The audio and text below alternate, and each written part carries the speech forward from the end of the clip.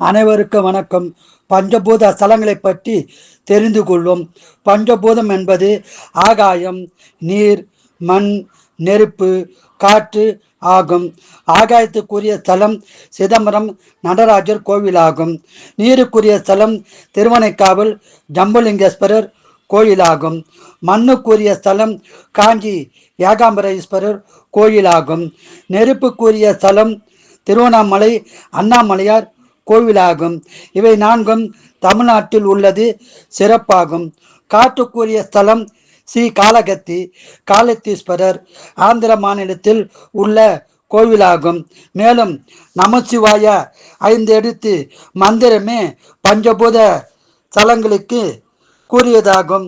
நா பூமி, மா நீர், சி நெருப்பு, வா காற்று, யா ஆகாயம். ஓம் நமச்சிவாய, ஓம் நமச்சிவாய, ஓம் நமச்சிவாய. நமச்சிவ வாழ்க, நாதம் தாழ்வாழ்க, இமைப்போதும் என் நெஞ்சில் நீங்காதான் தாழ்வாழ்க. ஈசன் அடி போற்றி, எந்தை அடி போற்றி, தேசன் அடி போற்றி, சிவன் சேவடி போற்றி போற்றி.